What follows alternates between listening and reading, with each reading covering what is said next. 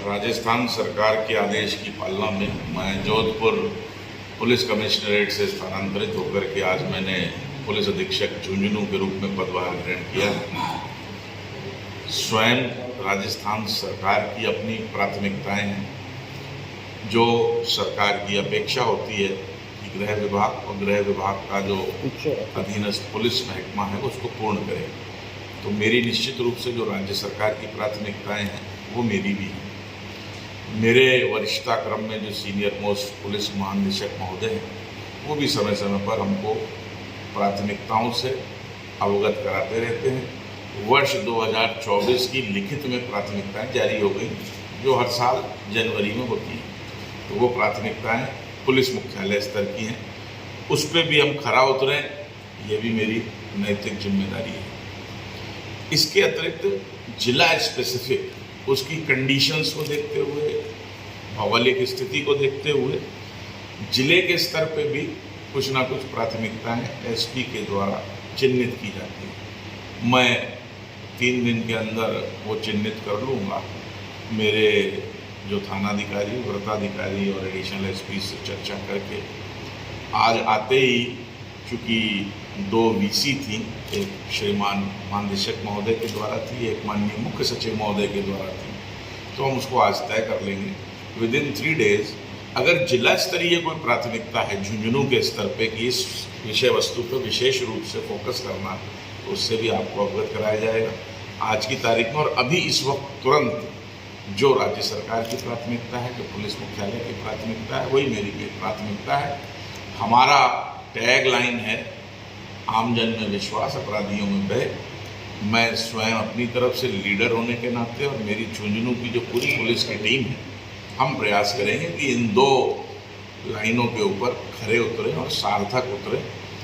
जनमानस को सुकून मिले, अमन चैन शांति इस जिले में कायम रहे। इसके अतिरिक्त मेरी ये जानकारी में आया है तथ्य कि अतिशीघ्र एक विधानसभा क्षेत्र में बाई इलेक्शन होने, उपचुनाव होने, क्योंकि वहाँ से जो आप सबको विदित है माननीय MLA साहब थे, वो माननीय सांसद महोदय हैं, तो वो चुनाव होंगे। तो वो भी एक बड़ी जिम्मेदारी तुरंत है जो अक्टूबर एंड या नवंबर के फर्स्ट वीक तक उस चुनाव को संपन्न कराना है।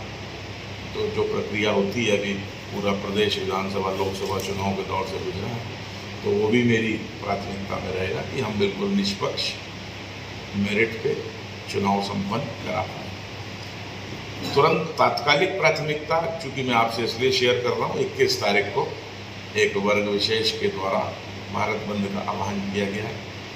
उसके संदर्भ में आज दोनों वीसी थी, तो वो परसों है, वो शांतिपूर्वक हो। उसके जो भी स्टेक होल्डर्स हैं उसकी कुछ बैठक मेरे पूर्व एसपी साहब ने ली होंगी और एडिशनल एसपी साहब ने ली होंगी, और कल हम उसकी पूरी तैयारी करेंगे।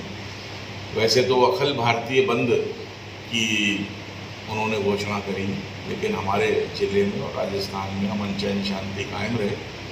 संवैधानिक व्यवस्था है, कानून का राज है, हर किसी को अपनी बात कहने का अधिकार है, तो वो उसको पुरजोर तरीके से रखें। लेकिन आपके माध्यम से मैं ये सबसे निवेदन करना चाहूँगा कि जो भी लोग बंद के समर्थन में, कुछ लोग बंद के समर्थन में नहीं होंगे और कुछ ऐसे होंगे जिन्हें कि वो तटस्थ रहना चाहेंगे, ना तो बंद का समर्थन है ना बंद का विरोध है, तो मैं सभी से आग्रह करूंगा, पूरे झुंझुनू जिले की जनता से आग्रह करूंगा, 21 तारीख को सौहार्दपूर्वक वातावरण बना रहे, अमन चैन बना रहे। हमारी वो प्राथमिकता होगी। किसी को भी कोई भी जरा सी भी दिक्कत, समस्या, परेशानी है, उनके पास विभिन्न जो थानों के नंबर हैं, SHOs के हैं, मेरा स्वयं का सीधे मेरे से बात कर सकते हैं। जो बंद करना चाहते हैं उनसे भी आग्रह है कि वो अपना शांतिपूर्ण बंद का आग्रह करें। उनको ज्ञापन देना है तो वो भी शांतिपूर्ण तरीके से करें। जो विरोध में हैं, जो तटस्थ हैं, आपस में न उलझें, ये आपके माध्यम से मैं उनसे कहना चाहूँगा, ताकि 21 तारीख का बंद पूरे अमन चैन और शांति के साथ वो पूरा दिन गुजरे। कोई ऐसा घटनाक्रम ना हो कि बाद में पछताना पड़े। एक सर, झुंझुनू जिले की सीमा हरियाणा बॉर्डर से सटी हुई है, तो हरियाणा में बढ़ते हुए अपराध झुंझुनू के लिए बड़ा चैलेंजिंग है। किस तरह अंकुश रहेगा, किस तरह क्या बॉर्डर पर निगरानी रहेगी? मेरी जो अभी तक कार्यशैली रही है उसमें मेरी जो स्वयं की व्यक्तिगत प्राथमिकता रहती है कि मैं अपराधियों की कमर तोड़ने में विश्वास रखता हूँ। जियोग्राफिकल देखने से नक्शा जो मैंने देखा तो बिल्कुल नज़र आता है कि हरियाणा और हमारी सीमाएं लगती हैं और इन जनरल कि हरियाणा से अपराधी आते हैं, अपराध करके चले जाते हैं। मैं प्रयास करूंगा कि अपराधियों की धरपकड़ हो। अगर ऐसा कोई अपराधी बाहर से आया है और वांछित है मेरी, वो भविष्य में अपराध न करे, ऐसा वातावरण बन पाए। हम उचित जगह पे जाप्ता लगा करके जो प्रिवेंटिव मेजर्स हैं उस पर भी खरे उतरें। उसकी एक विस्तृत प्लानिंग 2-3 दिन में मैं कर लूँगा। हमें अगर कोई जाप्ते की आवश्यकता होगी तो मैं श्रीमान IG साहब से मुख्यालय से चर्चा करके, वरना जो हमारे स्थानीय रिसोर्सेज संसाधन है उसके स्तर पे हम करेंगे।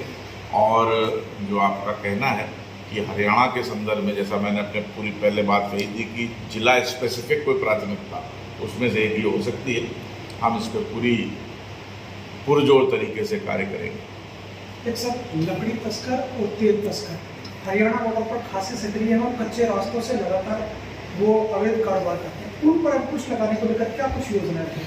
देखिए, अभी मैं जैसा मैंने आपको बताया सीधे मैं 2 VC में था और अब आपसे मुखातिब हूँ।